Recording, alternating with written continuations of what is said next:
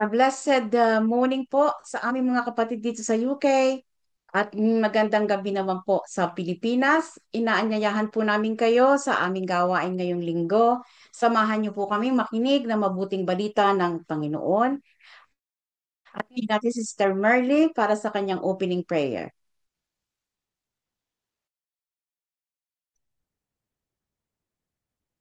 Diyos na dakila, pinupuri ka namin, sinasamba, Panginoon. Ikaw po ang Panginoon namin lahat. Ah, Kami magpupuri ng walang hanggan sa inyo, Panginoon. Salamat po, Panginoon, sa iyong mga biyayang walang hanggan. Sa iyong mga pinagkakalob sa amin, sa lahat ng aming ikabubuhay. Sa lahat ng mga aming pangangailangan. Maraming maraming po salamat, Panginoon. Nawa, Panginoon, biyayaan niyo po kami, Panginoon, ng kaligtasan, kalakasan at kapayapaan. Lalo-lalo na po ngayon na aming nararanasan dito sa Pilipinas na kahit saang lugar dito sa Pilipinas ay nakaka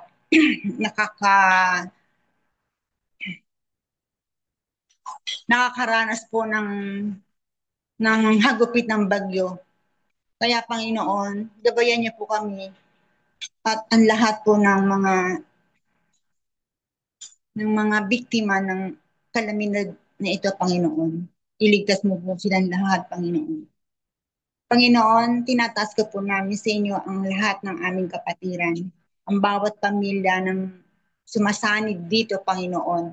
Naway ligtas silang lahat sa lahat ng oras. Biyayaan niyo po sila, Panginoon.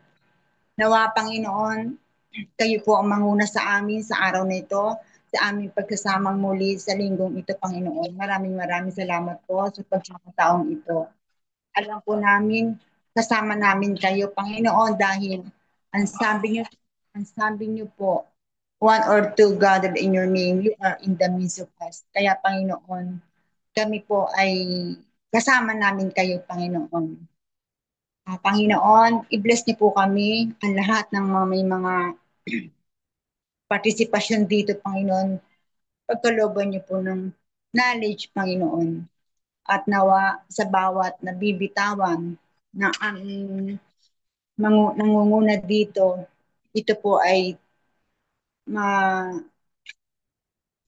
mailagay namin sa aming isip at puso, Panginoon, at ito po ang aming maging gabay, Panginoon. Alam po namin na marami po kayong gustong ipahatid sa amin, Panginoon.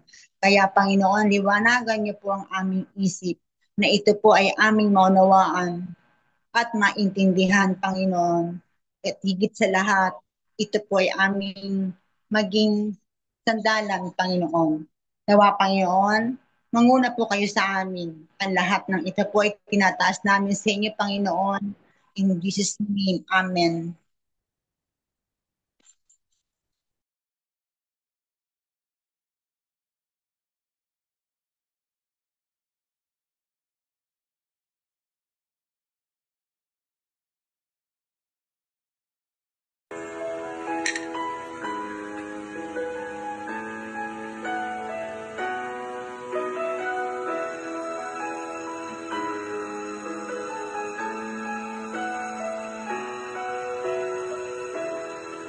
Our Father who art in heaven, hallowed be thy name.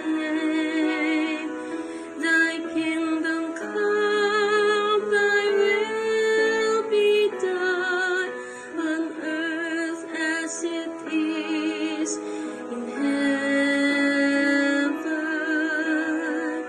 Give us this day our daily bread, and forgive us our trespasses,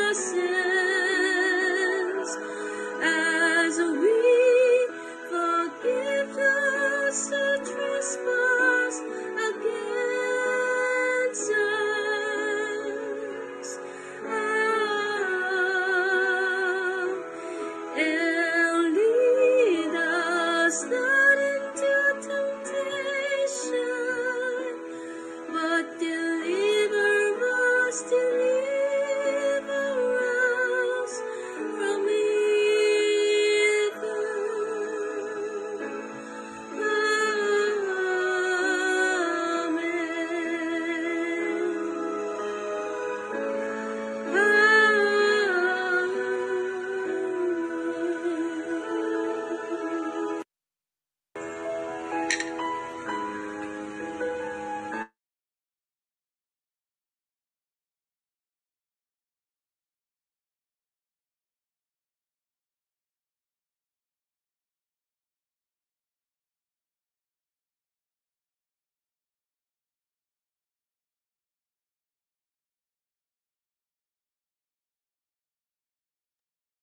Ninang, paki-unmute po.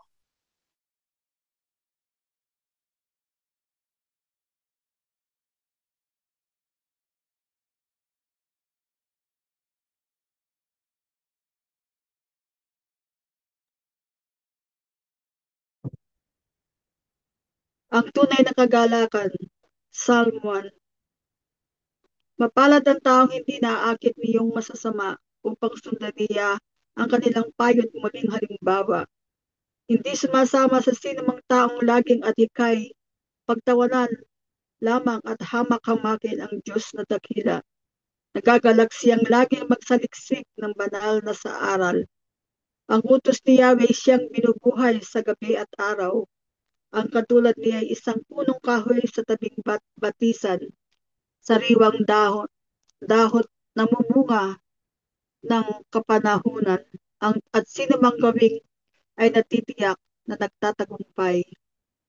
Ngunit iba-iba ang masasamang tao, iba ang kawangis, siya'y natatangay at naipapadpad yung hangi umiihip.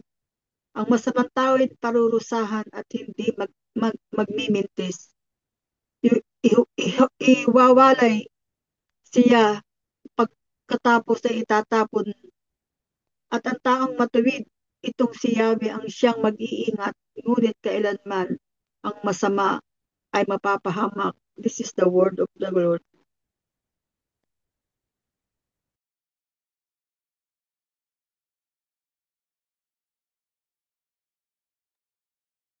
Ngayon naman po ay ating tatawagin si Brother Albert para po kanyang ipaliwanag yung mga engineer nating verses last week.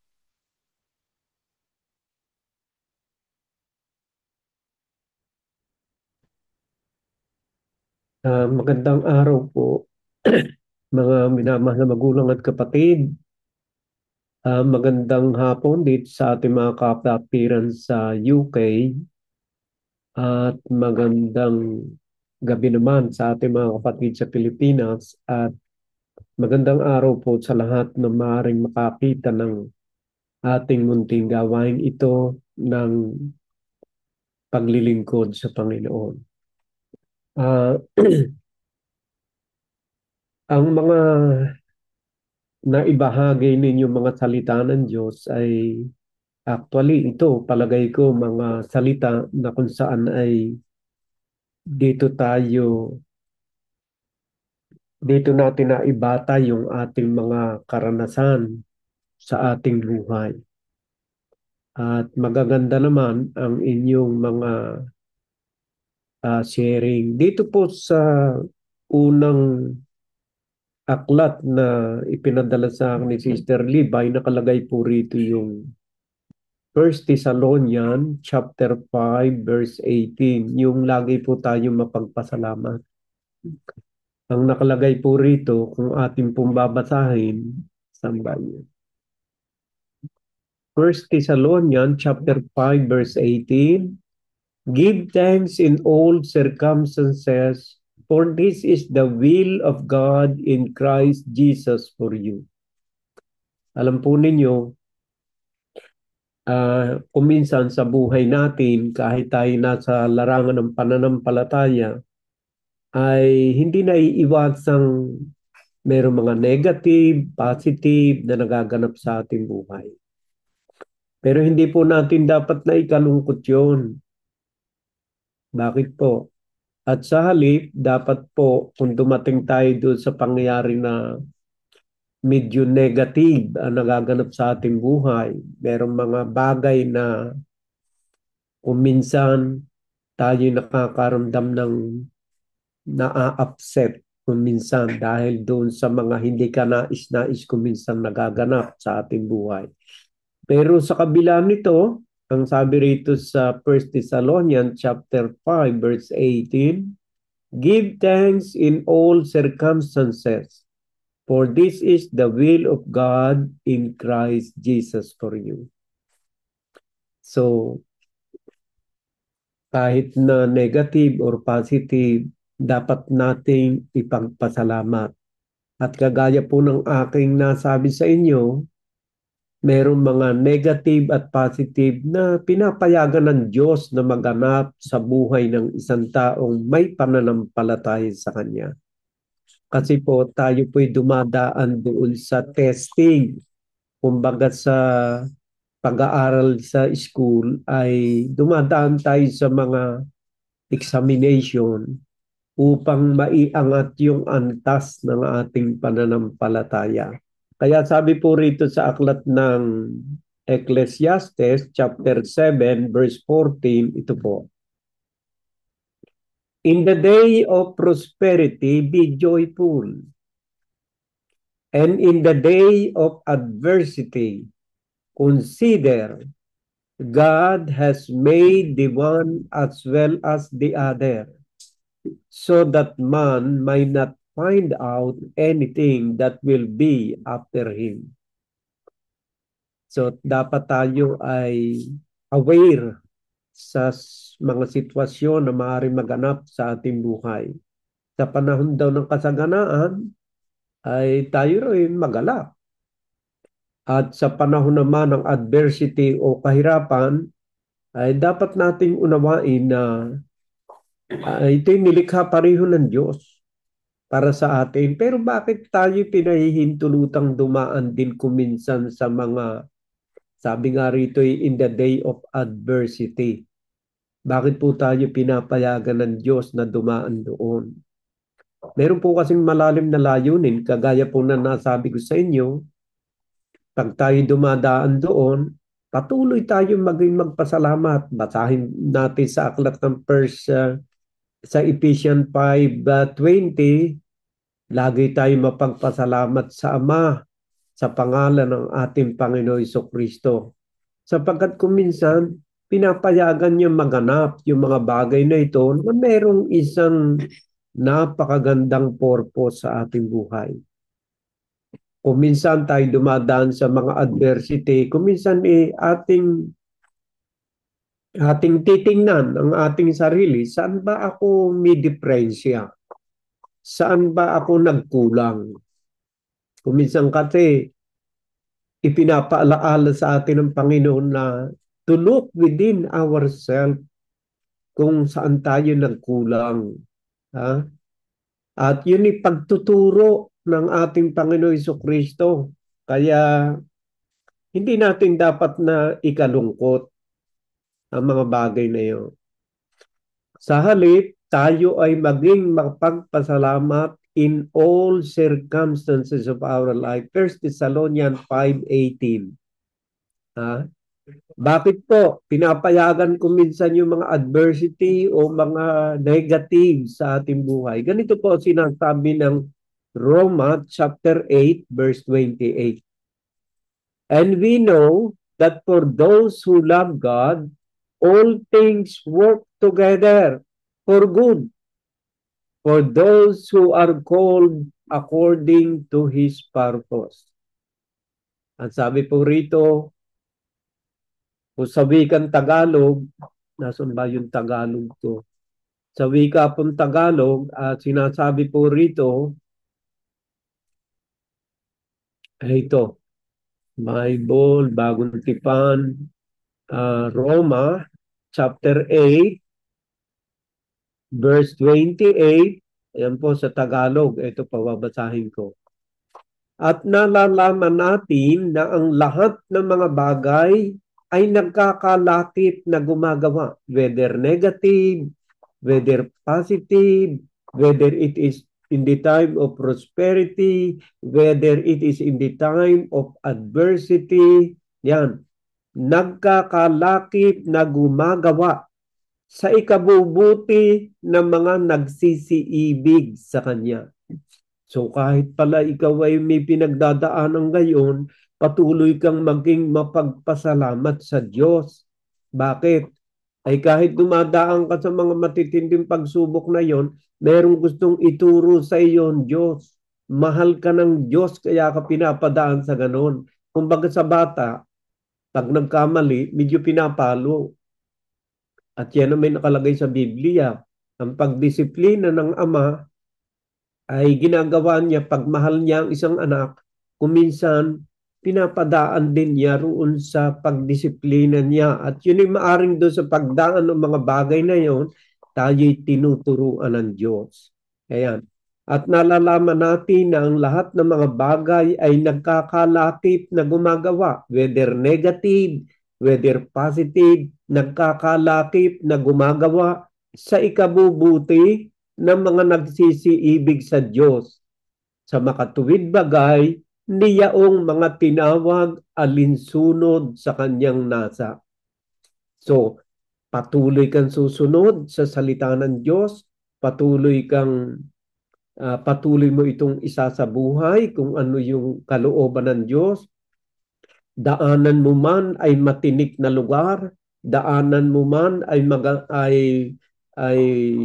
magandang landas, patuloy kang magpasalamat sa Diyos.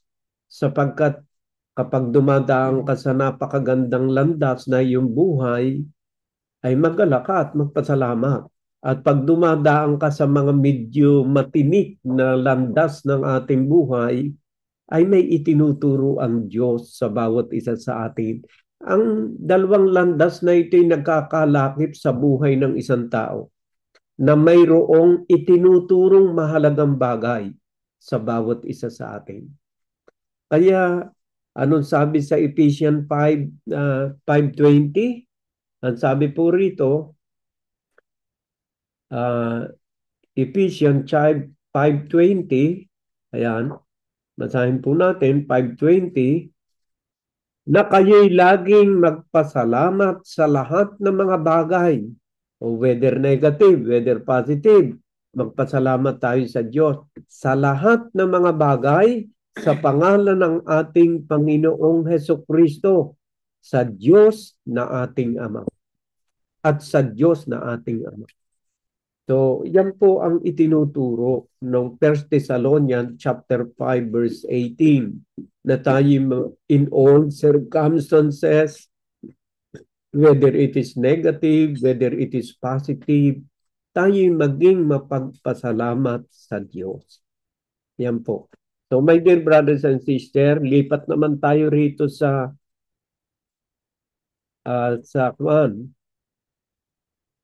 dito muna tayo sa Matthew chapter 7 verse 7. Ano ba ang sinasabi rito sa Matthew chapter 7 verse 7?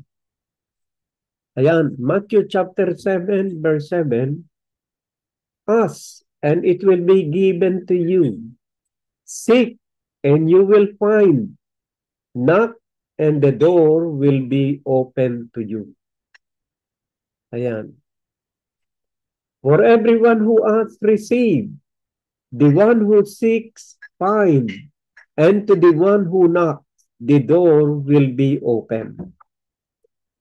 Ayan, no? Nagkwento ang ating Panginoon Jesucristo rito sa verse 9. Which of you, if your son asks for a bread, will give him a stone? Or if he asks for a fish, will give him a snake? If you then, though you are evil, know how to give good gifts to your children, how much more will your Father in heaven will give good gifts to those who ask him? So in everything, do to others what you would have them to do to you. For this sum up the law and the prophet. So, ang ibinigay na verse ay, ask, and it will be given to you. Seek, and you will find. Knock, and the door will be open to you. Ngayon, ano ba yung ipina-aas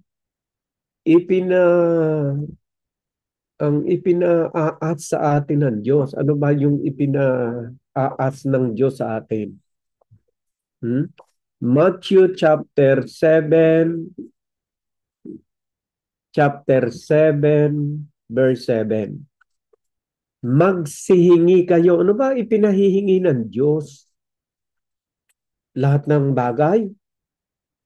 Lahat ba ng bagay pinahihingi sa atin ng Diyos? Sa bagay, sa panalangin ng Diyos, Sa panalangin na itinuro sa atin ng Panginoon, may mga hiling doon. Basahin natin sa chapter 6, verse 9.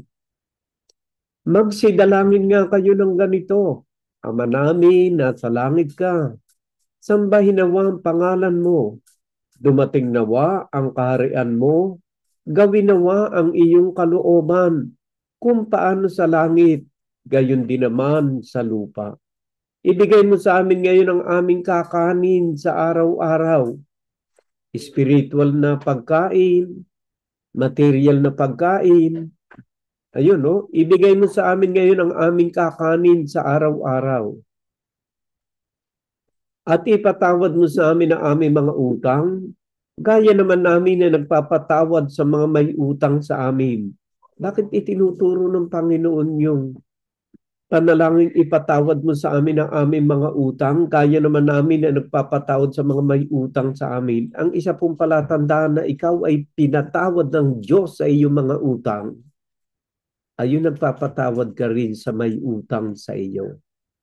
Pag hindi ka nagpatawad sa taong may kasalanan sa iyo, hindi ka rin. Yun ay palatandaan, hindi ka pa pinatatawad ng Diyos sa iyong kasalanan.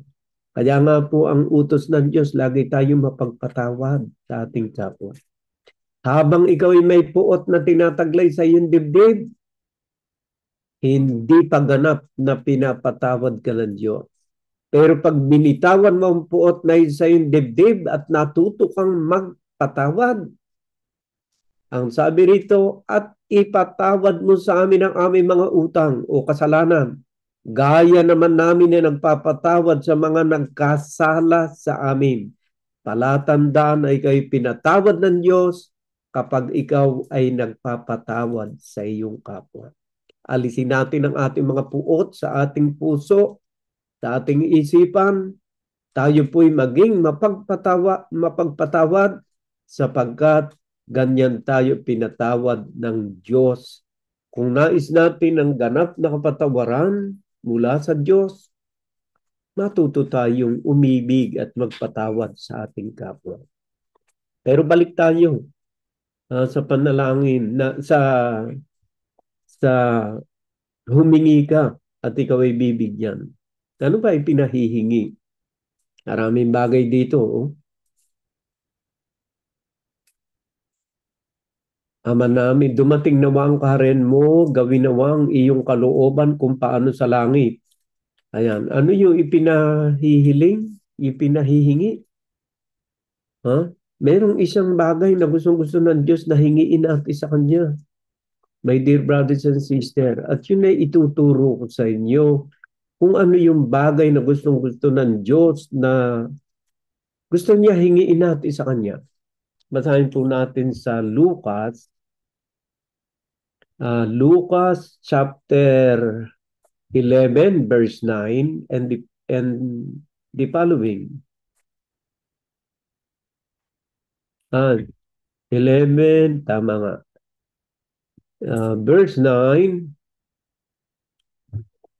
At sinasabi ko sa inyo, magsihingi kayo at kayo'y bibigyan. Magsihanap kayo at kayo'y mga kasusumpong. Magsitukto kayo, magsikatok kayo at kayo'y bubuksan.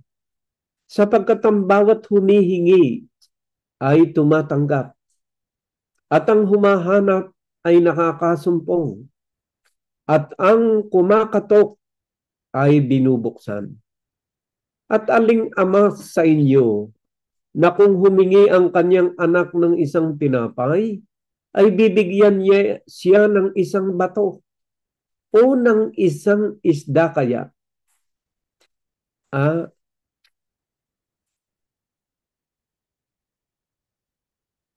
At hindi isda ang ibibigay, kundi isang ahas. Ulitin ko nga uli, 11. At aling ama sa inyo na kung humingi ang kanyang anak ng isang tinapay, ay bibigyan niya siya ng isang bato o ng isang isda kaya? At hindi isda ang ibibigay, kundi isang ahas. O kung siya'y humingi ng itlog, kanya kayang bibigyan kaya siya ng alakdan? Naku. Kung kayo nga, ito pala yung ipinahihingi ng Diyos my dear brothers and sisters. Kung kayo nga, bagaman masasama, ay marunong mangagbigay ng mabubuting kaloob sa inyong mga anak, gaano pa kaya ang inyong Ama sa kalangitan na magbibigay ng Espiritu Santo sa nagsisihingi sa Kanya? Ay yung pala ipinahihingi, my dear brothers and sisters. Yung Espiritu Santong ipinahihingi. Ay paano naman natin makakamit ang Espiritu Santo? Alam po ninyo sa bautismo na nakakamit ang Espiritu Santo. Sa bautismo, sa baptisim na ayon sa Biblia, ang bautismo sinasabi ko sa inyo. Ha? Kasi nung binyagan si Jesus, bumaba parang kalapate ang Espiritu Santo Oh. At doon sa ano ba yun? Aklat ng Gawa. Ano bang chapter yun? Tingnan ko nga.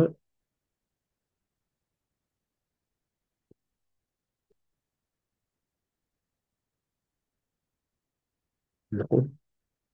Chapter 2 yata yun.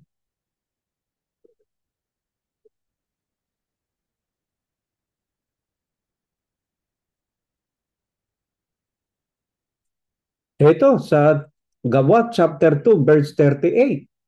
At sinabi sa kanya ni Pedro, magsisi kayo at mga bautismo, ang bawat isa sa inyo, sa pangalan ni Jesucristo sa ikapagpapatawad ng inyong mga kasalanan at tatanggapin ninyo ang kaloob ng Espiritu Santo. So my dear brothers and sisters, bakit po ipinahihingi ang Holy Spirit? Bakit? Ano ba pagka ang Holy Spirit ay pumasok sa isang tao at naghari sa buhay ng isang tao? Ano po ba ang mangyayari sa isang tao pag pumasok ang Espiritu Santo sa kanya? Ito po ang mangyayari sa isang tao pagka pumasok ang Espiritu Santo. Kaya nga po yun ang ipinahihingi ng ating Panginoon Jesucristo Ito po, basahin po natin yung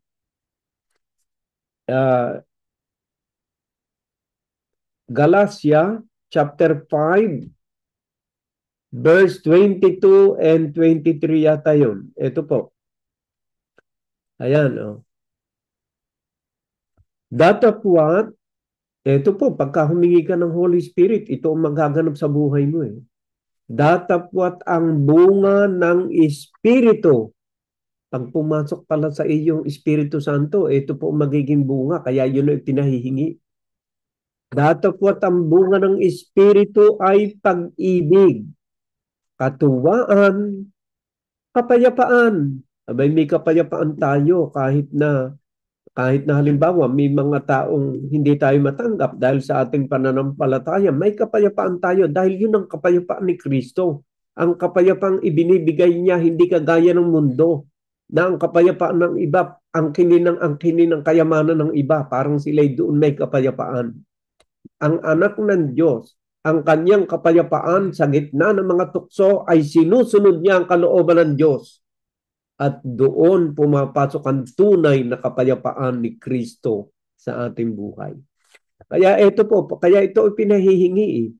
Datapwat ang bunga ng Espiritu ay pag-ibig, katuwaan, kapayapaan, pagpapahinuhod, kagandahang loob, kabutihan, pagtatapat, kaamuan, pagpipigil, laban sa mga gayong bagay ay walang kautusan. Hindi ka pala masasaklaw na ng kautusan kapag ka ikaw ay lumalakad ayon sa udyok ng Espiritu Santo, my dear brothers and sisters. Kaya ang sabi niya sa Mateo 7:7, humingi ka at ikaw ay bibigyan. At sinabi ng ating Panginoon Jesucristo sa aklat ng Lucas chapter 11 verses 9 up to 13, sa verse 13. Kung bagaman kayo'y masasama, ay nakapagbibigay ng mabuting bagay sa inyong mga anak. Gaano pa kaya ang inyong Ama sa langit na magbibigay ng Espiritu Santo sa mga humihiling sa Kanya? So iyon po ang ipinahihiling ni Kristo sa atin, sapagkat gusto niya na ang ating puso o mamugad ay pag-ibig, kapayapaan, kahinahunan, sa madaling salita, lahat ng mga mabubuting bagay na ninanais ng Diyos sa bawat isa sa atin ay maghahari sa ating buhay kapag ang ating hiningi sa Kanya ay ang banal na Espiritu Santo. So my dear brothers and sisters, that is the best gift in life. At nang ang ating Panginoong Jesucristo ay bautismuhan, Matthew chapter 3 verse 16, ay pumasok sa Kanya ang banal na Espiritu. Ang sabi rito sa Mateo chapter 3 verse 16, at nang mabautismuhan si Jesus, pagdakay umahon sa tubig, at narito nangabuksan sa Kanya ang mga langit, at nakita niya ang Espiritu ng Diyos na bumababang tulad sa isang kalapati at lumalapag sa Kanya. The same thing that will happen to each and every one of us. If you are willing to obey the commandments of God, we will receive the Holy Spirit through baptism. Hihiling tayo at tayo'y susunod sa Kanyang kautusan. One of the commandments of our Lord Jesus Christ is to be baptized in the name of the Father and of the Son and of the Holy Spirit, and by that and with that we will receive the gift of the Holy Spirit, and you will experience love, compassion, lahat ng mabubuting bagay, kapayapaan, pagtatapat, lahat ng ito ay maghahari sa ating puso at ang ating buhay ay mapupuspos ng tunay na kapayapaang inihahandog ng ating Panginoong Hesukristo. Bakit po ang bautismo ay talagang inuobliga na ganapin ng isang miyembro ng Church of God in Christ Jesus? Bakit? Sapagkat ito po'y kautusan ni Kristo na dapat tayong magbautismo o magpabautismo, my dear brothers and sisters, upang tanggapin natin ang gift of the Holy Spirit. Kailangan po tayong dumaan sa bautismo. Sasabihin ng iba, bakit kailangan pa ba magpabautismo? Kailangan po sapagkat yun ay utos ng ating Panginoong Hesukristo. Basahin po natin sa aklat ng Santiago 2:11. Aklat po ng Santiago chapter 2 verse 11. Ito po sinasabi, sapagkat ang nagsabi huwag kang mangalunya ay nagsabi naman huwag kang pumatay. Ngayon, kung ikaw ay hindi nangangalunya, ngunit pumapatay ka, ay nagiging suwail ka sa kautusan. Yung pong bautismo, utos po yun ng Panginoon. Kaya nga sabi niya, humayo kayo sa sanlibutan at bautismohan ninyo ang aking mga alagad sa pangalan ng Ama ng utos po yun. O ilagay natin dito, sapagkat ang nagsabi na magbautismo kayo, ay siya rin nagsabing huwag kang mangalunya. At siya rin na nagsabing huwag kang pumatay. Ngayon, kung ikaw ay hindi pumapatay, hindi ka nangangalunya, hindi ka naman nagpabautismo, nagiging suwail ka sa buong kautusan. Amen? my dear brothers and sisters. Now you will understand how baptism is very important in the Christian life. And with that, you will receive the gift of the Holy Spirit. So my dear brothers and sisters, yan yung mga bagay na paglilinaw sa bawat isa sa atin. Pinakananais ng ating Ama sa Langit, ng ating Panginoon Jesucristo, na tayo ay magkaroon ng kapayapaan sa ating buhay. Pinakananais niya na ang ating hilingin o hingiin sa Kanya ay ang banal na Espiritu. Yan po ang natatanging regalo ng Diyos sa bawat isa sa atin.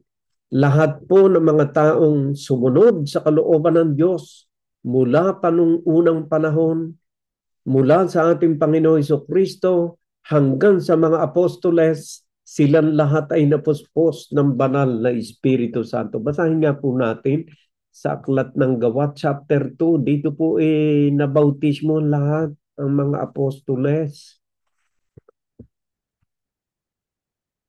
Ayan po, Gawa chapter 2 verse 1, at nang dumating nga ang araw ng Pentecostes, silang lahat ay nagkakatipon sa isang dako. At biglang dumating mula sa langit ang isang ugong na gaya ng sa isang humahagibis ng hanging malakas, at pinuno ang buong bahay na kanilang kinauupuan. At sa kanila'y may napakita mga dilang kawangis ng apoy na nagkakabahabahagi at dumapo sa bawat isa sa kanila, at silang lahat ay nangapuspos ng Espiritu Santo at nangagpasimulang magsalita ng iba't ibang wika, ayon sa ipinagkaloob ng Espiritu na kanilang salitain. May mga nagsisitahang mga Jerusalem na mga Hudyo, mga lalaking relihiyoso, na buhat sa bawat bansa sa ilalim ng langit. At nang marinig ang ugong na ito, ay nangagkatipo ng karamihan at nang maang, sapagkat sa kanila'y narinig ng bawat isa na sinasalita ang kanilang sariling wika. At silang lahat ay nangagtaka at nagsipanggilalas na nangagsasabi, narito, hindi baga ang mga Galileyong lahat ang mga nagsisipagsalitang ito? At bakit nga narinig ng bawat isa sa atin ang ating sariling wikang kinamulatan? Tayong mga Parto at mga Medo at mga Elamita at ng mga nangananahan sa Mesopotamia, sa Judea at sa Cappadocia, sa Ponto at sa Asia, sa Phrygia at Pamphylia, sa Ehipto at sa mga sakop ng Libya, nakarating ng Cyrene at mga nakipamayan galing sa Roma, mga Hudyo at gayon din ang mga naging Hudyo. So nakikita po natin dito yung mga regalo ng banal na Espiritu Santo. At hindi lamang yun, tayo napupupos ng pag-ibig at ng kapayapaan. Talagang may regalo ang banal na Espiritu Santo sa bawat isa sa atin. Kaya ano po, ito po, mga gift ng banal na Espiritu. Ayan po, 1 Corinthians chapter 12 verse 7. Dato po at sa bawat isa ay binibigay ang pagpapahayag ng Espiritu upang pakinabangan naman. Iba-iba po kasi ang gift ng Holy Spirit.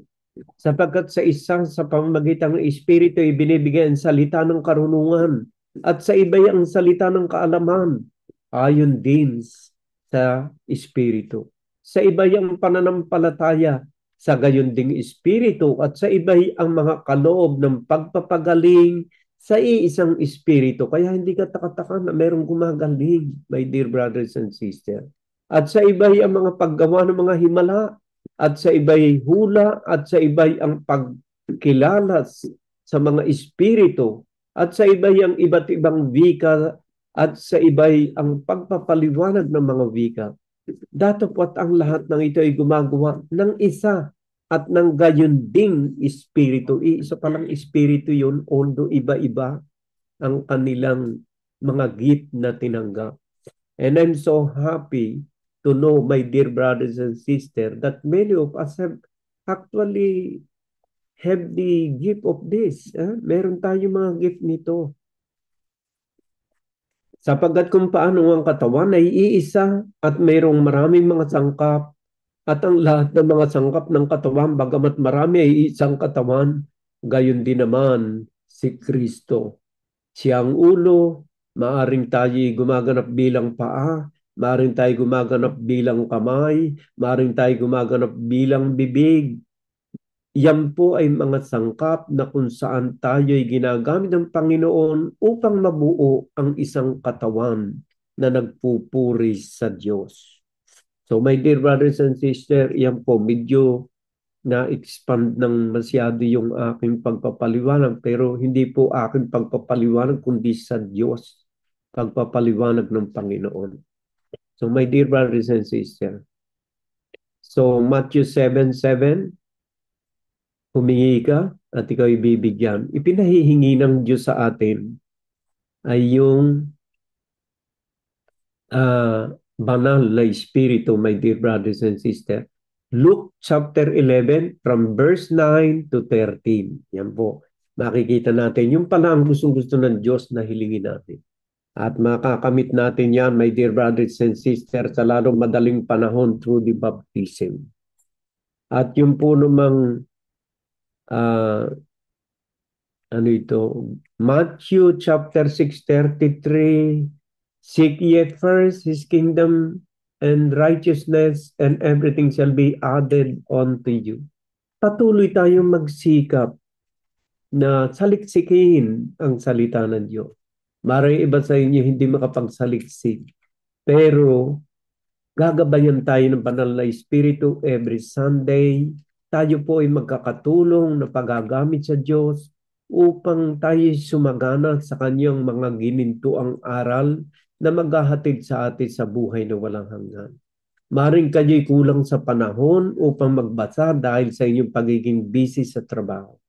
Pero ako po ay tinawag ng Diyos para sa bagay na ito, upang yung mga bagay na parang kinulang kayo sa panahon upang maisip at saliksikin ay ipaunawa sa akin sa kaunting bagay, although hindi ako talaga magaling, ay maiparating sa inyo ang kabuluhan ng salita ng Diyos sa ating buhay. Ayan po. Matthew chapter 6:33, seek ye first. Bakit po pinahahanap ang kanyang kingdom? Bakit ipinahahanap ang kanyang kautusan? Righteousness. Bakit po? Dahil gusto niya na huwag tayong ma-depress habang tayo ay hinahanap natin ang kanyang kaharian.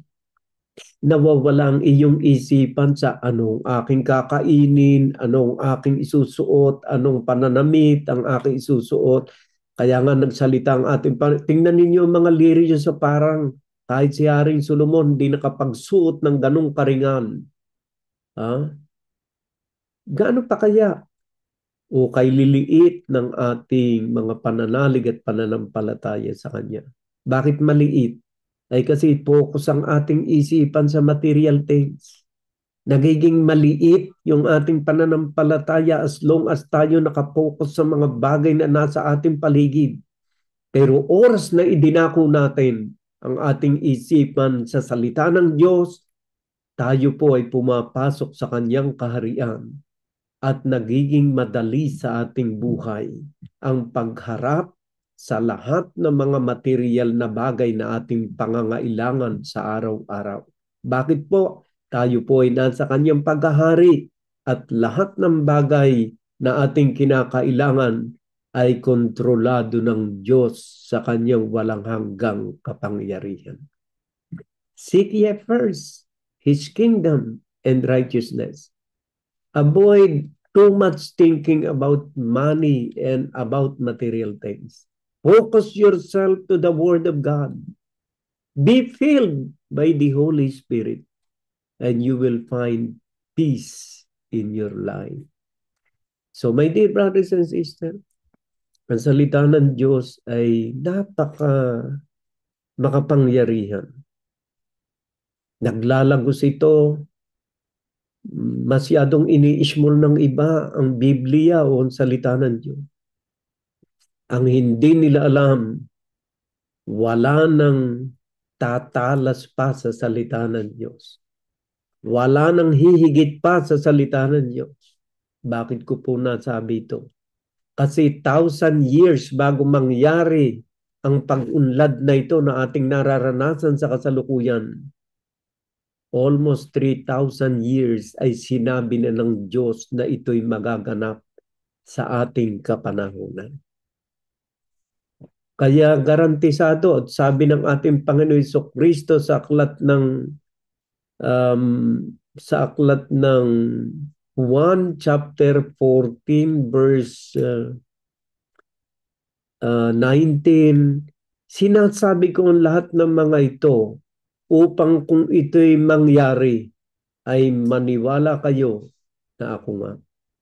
Maraming mga sinabi ang ating Panginoon Jesucristo na talagang may katotohanang nagaganap na sa ating kapanahunan. At yan po ang isang malaking pruweba na dapat nating paniwalaan ang salita ng Diyos higit sa salita ng tao. Ating panindigan kung ano ang sinasabi ng banal na kasulatan ng salita ng Diyos sa ating buhay. At ako'y naniniwala na tayo'y patungo sa isang maliwalas, matagumpay at magandang buhay na may kapayapaan na iniaalok ng ating Panginoong Hesukristo. Ang sabi rito, my dear brothers and sisters, ano ba sinasabi rito? Meron pa pala rito, Kawikaan chapter 17 verses 19 to 22. Ano po ba yun? Basahin po natin. Kawikaan chapter 17. Ayan. Verses 19 to, ayan po. Whoever loves a quarrel loves sin. Whoever builds a high gate invites destruction. One whose heart is corrupt does not prosper. One whose tongue is perverse falls into trouble. Ayun po, tama naman yung sa Kwan. Tama po itong mga sinasabi dito sa banal na kasulatan. Sabi po rito sa 17 verse 21, whose heart is corrupt does not prosper. Basahin nga natin sa Tagalog to. Para, ayan po, sinasabi sa Lumang Tipan, Kawikaan, chapter 17, verse 19 to 22 yata yun. O, verse 20. Siyang may magdarayang puso ay hindi makakasumpong na mabuti. At siyang may suwail na dila ay mahuhulog sa karalitaan. Alam po ninyo yung dila, my dear brothers and sisters. Dapat ipakontrol natin sa ipakontrol natin sa Panginoon. Kasi yung dila po nakakagawa ng malaking problema sa ating buhay. Ayan po. Siyang may magdarayang puso hindi nakakasumpong na mabuti. At siyang may suwail na dila ay mahuhulog sa karalitaan. Oh my God. Mahirap po pala ito. My dear brothers and sisters. Kaya dapat dila. Control. Nakalagay yun sa aklat ng Santiago. Kaliit-liit ng dila. Pero malaking sunog ang nalilikha. Kalagay po yun. Dila. Siyang may magdarayang puso ay nakakasumpong na mabuti at siyang may suwail na dila ay mahuhulog sa karalitaan. Gusto ba ninyo ng kapayapaan sa ating buhay? Dapat makontrol talaga ang dila. Basahin po natin sa Bagong Tipan. 1 Peter, asan ba yung 1 Peter chapter 3, ayan, verse 10. Sapagkat ang nagnanais na umibig sa buhay at makakita ng mabubuting araw ay magtigil ng kanyang dila sa masama at ang kanyang mga labi ay huwag magsalita ng daya. Alam po ninyo ang daya? Sinungaling, kasinungalingan. Dapat pala hindi magsisinungaling. But anyway, yun po ay mga gift ng Holy Spirit. Pag tinanggap natin ang banal na Espiritu, mawawala ang lahat ng ito eh. My dear brothers and sisters. At ang pintuan ng pagtatagumpay ng Diyos sa ating buhay ay kapag nasa ilalim tayo ng patnubay ng banal na Espiritu Santo. Yun nga po ang ipinahihingi niya sa bawat isa sa atin. Ngayon, basahin ko sa Tagalog nga uli yung Luke chapter 11, verse 9 and the following.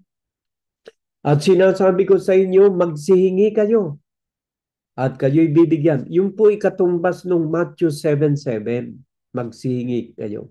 Yan. At sinasabi ko sa inyo, magsihingi kayo at kayo'y bibigyan. Magsihanap kayo at kayo'y mga kasusumpong. Magsituktok kayo at kayo'y bubuksan. Sapagkat ang bawat humihingi ay tumatanggap.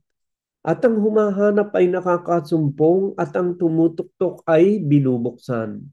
At aling ama sa inyo na kung humingi ang kanyang anak ng isang tinapay, ay bibigyan niya ng isang bato o ng isang isda kaya, at hindi isdang ibibigay kundi isang ahas.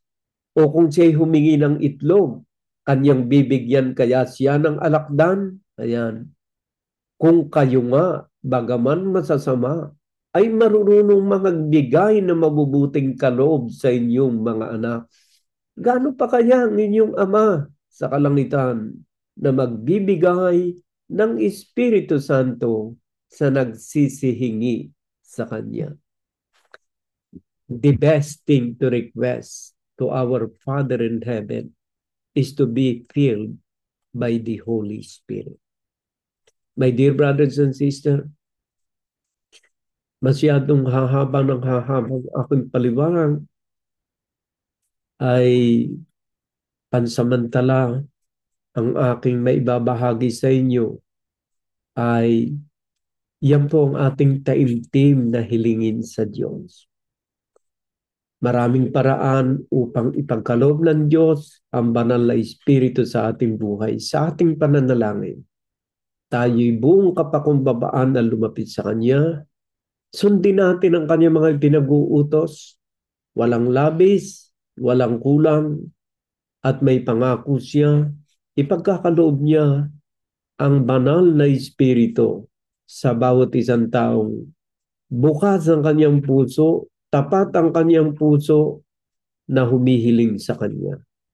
My dear brothers and sisters, nawa ang pag-ibig ng ating Ama sa Langit at ang kapayapaan na ipinagkakaloob ng ating Panginoon Jesucristo at ang pag-ibig at pagmamahal na itinatanim sa kaibuturan ng ating puso at ng ating isip ng banal na Espiritu ang siyang maghari sa bawat isa sa atin ngayon maging sa darating na panahon ng ating buhay. Amen.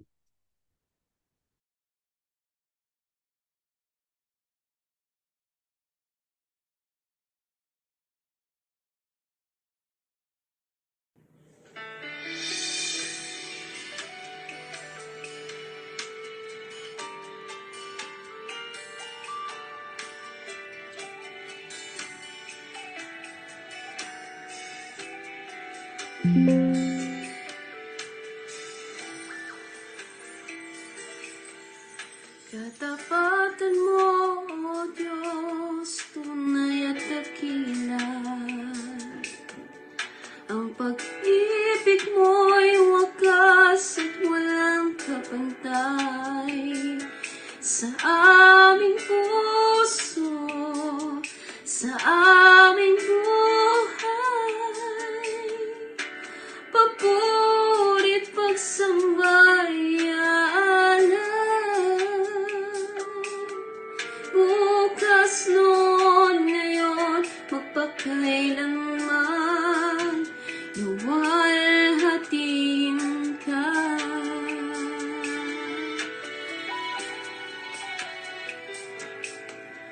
Tatapos Katapatan mo, Diyos, tunay at dakila.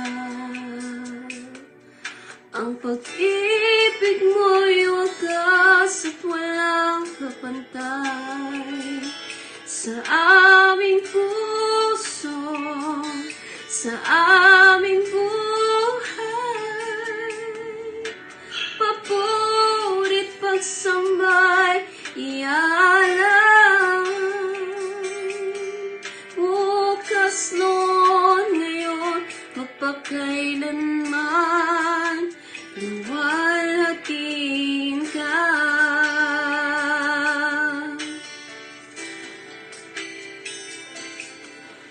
Panginoon, kay puti mo sa akin.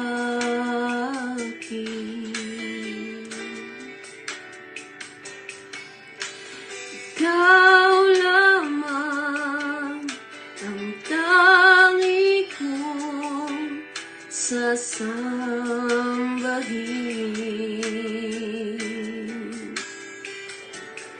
Aawitan kita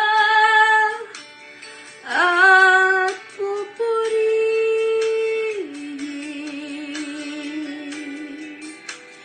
Panginoon,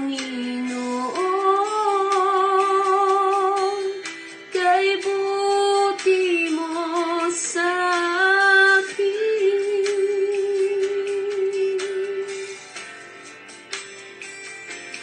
Aawitan kita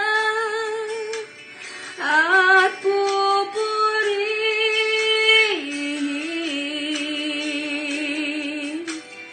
Panginoon, kay buti mo sa akin.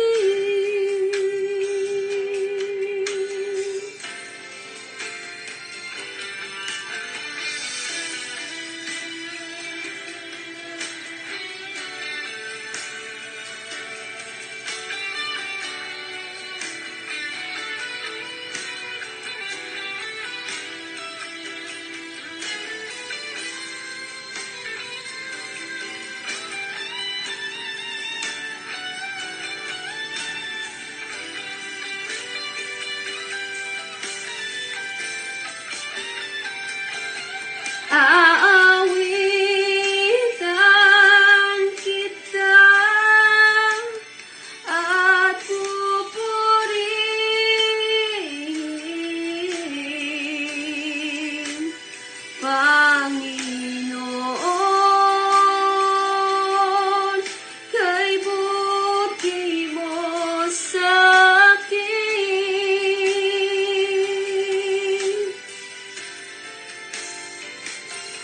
Aawitan kita at pupurihin,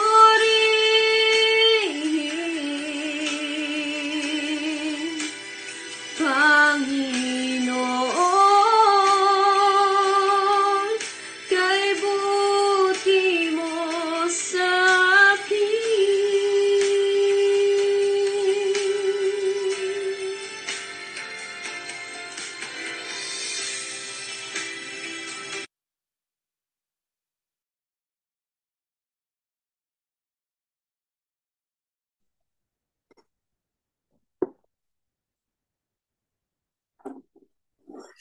Maraming salamat po, Panginoon, sa araw na ito, Panginoon, na muli na naman namin, Panginoon, natapos ang aming gawain, Panginoon, sa araw na ito, Lord. Maraming salamat po, Lord, sa pagbigay ng good health sa aming lahat, Panginoon, sa pagganap namin sa gawain ito, Panginoon.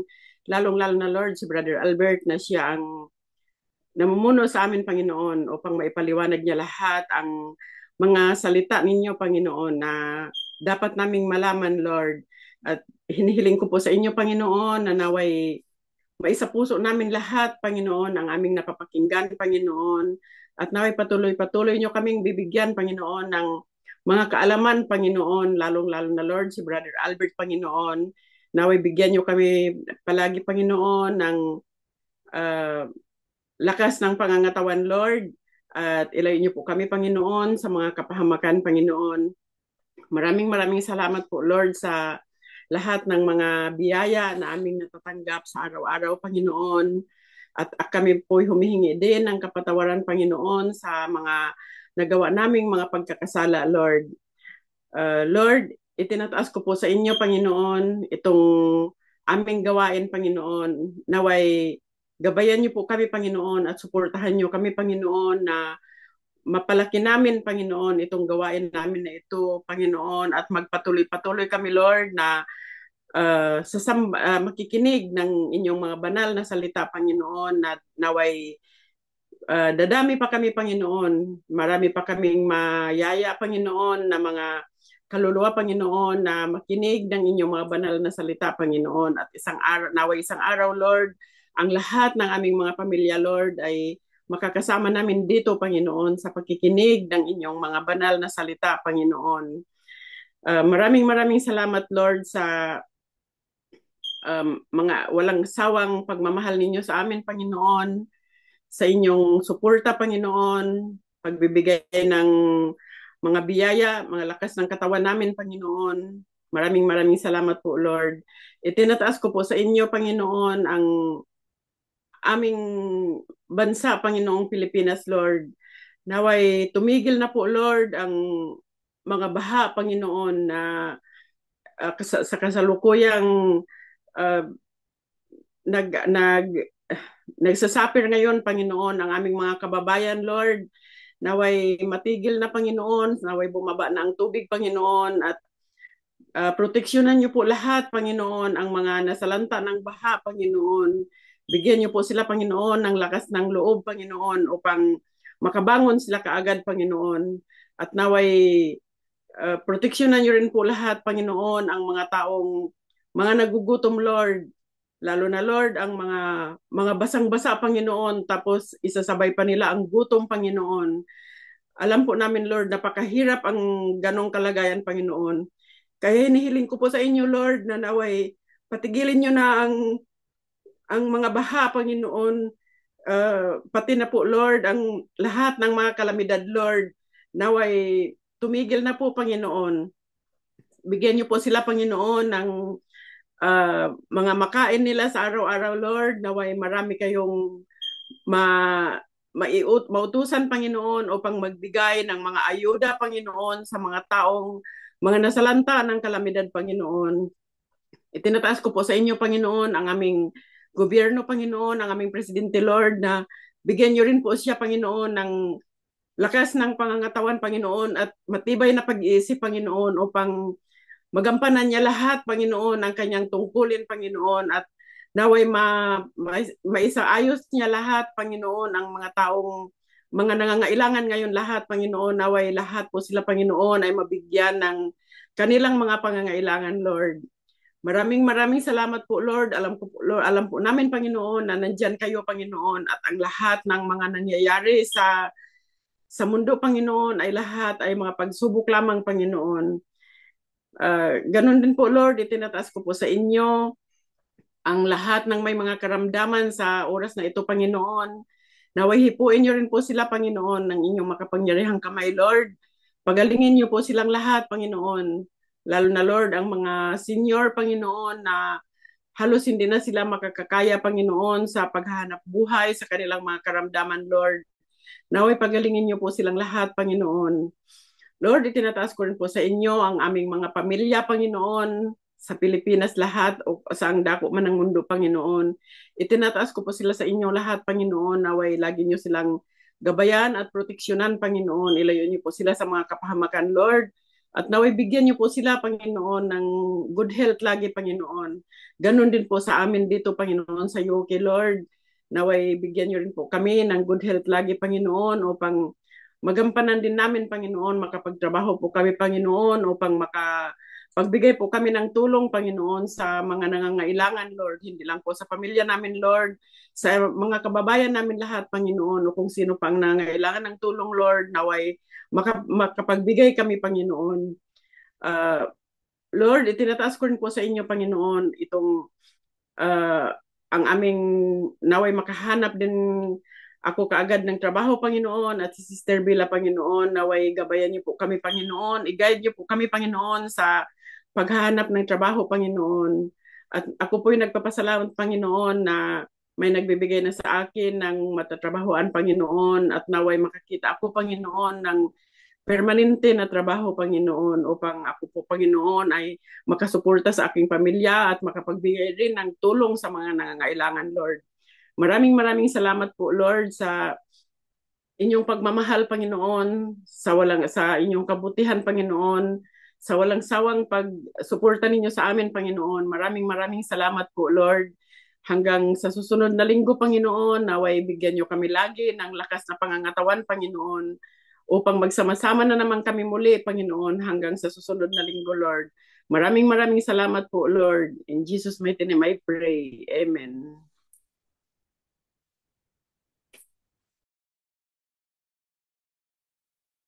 Salamat po sa inyong lahat. Hanggang sa isang linggo po mga kapatid, inaanyayahan namin kayong dumalo uli at makinig ng mabuting balita ng Panginoon.